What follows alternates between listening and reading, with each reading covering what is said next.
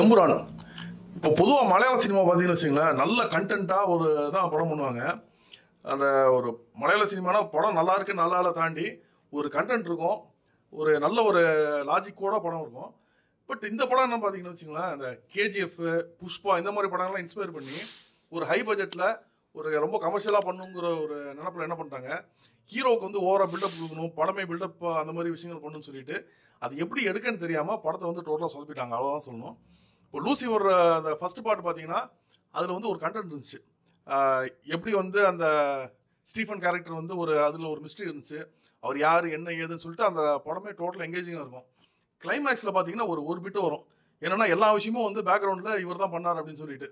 So அந்த ஒரு பிட்டே வந்து எனக்கு வந்து கொஞ்சம் ஒரு சாட்டிஸ்ஃபைட் ஆகல அந்த கிளைமேக்ஸில். இந்த படம் என்னன்னா அந்த ஒரு பிட்டை வந்து டோட்டல் படமை வந்து எடுத்துகிட்டு போயிட்டாங்க.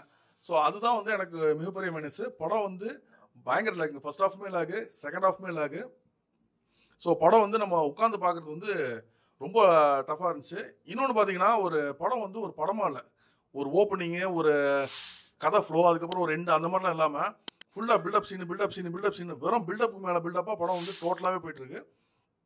ஸோ அந்த மாதிரி போகும்போது நம்மளுக்கு வந்து ஒரு கதை பார்த்த மாதிரி ஒரு ஃபீல் வரல. அதேமாதிரி படத்தில் வந்து என்ன ஒரு மிகப்பெரிய மைனஸ்னா, ஃபர்ஸ்ட் ஹாஃப் அன் ஹவர் பார்த்தீங்கன்னா படம் வந்து ஃபுல் அண்ட் ஃபுல் ஹிந்தியில் போயிட்டுருக்கு, கீழே தமிழ் சப்டைட்டில்ஸ். எனக்கு ஆக்சுவலாக உண்மையிலேயே ஒரு டவுட் வந்துச்சு. நான் டிக்கெட் எடுத்து செக் பண்ணேன், ஏன்னா படம் வந்து பல லாங்குவேஜில் ரிலீஸ் ஆயிருக்கு, நான் மாற்றி ஏதோ ஹிந்தியில் வந்து உட்காந்துட்டேனான்னு ஒரு டவுட் வந்துருச்சு. ஏன்னா ஒரு வார்த்தை தமிழ் வராமல் ஃபுல்லாக ஹிந்திலே போயிட்டு இருந்துச்சு. அதுக்கப்புறம் பார்த்தீங்கன்னா ஒரு 20 மினிட்ஸ் தமிழ் வந்துச்சு, திரும்ப ஒரு 20 minutes full and full English, அதுவும் பார்த்தீங்கன்னா ஃபுல் ஆக்சென்ட்டோட இங்கிலீஷ் வந்துச்சு. ஸோ இந்த படம் பார்க்கணுன்னா அந்த ஆடியன்ஸுக்கு ஹிந்தி தெரிஞ்சுக்கணும், தமிழ் தெரிஞ்சிருக்கணும், அதே மாதிரி ஃபாரின் ஆக்சென்ட்டில் உள்ள இங்கிலீஷ் வந்து அவனுக்கு புரியணும். இது வந்து டோட்டலாக ஒரு 1 ஹவர் கண்டென்ட் வந்து தமிழ் இல்லாமல் வருது. ஸோ இவ்வளோ விஷயம் தெரிஞ்ச ஆடியன்ஸ் எத்தனை பேர் தான் இருக்கான் வந்து படத்தை பார்க்குறதுக்கு? உட்காந்து முழு படமாக உட்காந்து நம்ம உட்காந்து சப்டைட்டில் உட்காந்து வாசிட்டு இருக்க முடியும்? அவங்க நிறைய விஷயம் வந்து டயலாகில் கன்வே பண்ணுறாங்க, அதெல்லாம் வந்து நம்மளுக்கு புரியாமல் போயிடும். இதுதான் இந்த படத்தோட மேஜர் ஃப்ளாஸ், இந்த 2 விஷயங்கள். அடுத்தது பார்த்தீங்கன்னா இந்த படத்தோட டைட்டிலுங்க, எம்புரான்னு சொல்லி டைட்டில் வச்சுருக்காங்க. அதெல்லாம் ஓகே. இப்போ அந்த டைட்டில் வச்சு இவங்க பேனர்லாம் போட்டு இங்கே ப்ரொமோஷன்லாம் பண்ணியிருக்காங்க.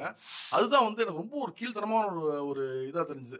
சரி, இப்போ வந்து அந்த டீம் வந்து மலையாள டீம் ஏதோ ஒன்று அவங்களுக்கு வந்து அந்த தமிழில் வந்து டிசைன் புரியலன்னு வச்சுக்கலாமே.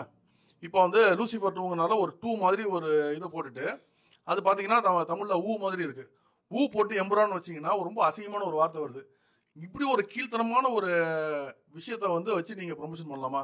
ஏன்னா கண்டிப்பாக உங்கள் டிசைனருக்கு வந்து தமிழ் தெரியும், அவர் வந்து கன்ஃபார்மாக உங்கள்கிட்ட சொல்லியிருப்பாரு. அப்படி இருந்தால் நீங்கள் இதை வந்து ப்ரொமோட் பண்ணியிருக்கீங்க. லூசிஃபர் 1ங்கிற ஒரு பேரே போதும் இந்த படத்தை ப்ரொமோட் பண்ணுறதுக்கு. இப்படி ஒரு கீழ்த்தனமான ஒரு ப்ரொமோஷன் தேவையாங்கிறது நீங்கள் யோசித்து தான் பார்க்கணும். ஸோ மொத்தத்தில் இந்த படம் வந்து டோட்டலாக வந்து நம்ம வந்து ஒருத்தர் படம் வந்து விஷுவல்ஸ் பயங்கர சூப்பராக இருக்குது. வெவ்வேறு கண்ட்ரிக்கு போயிருக்காங்க, எதுக்கு அத்தனை கண்ட்ரி போனாங்கலாம் தெரியல. இந்த செலவை காமிக்கிறதுக்காக போன மாதிரி ஒரு ஃபீல் இருந்துச்சு.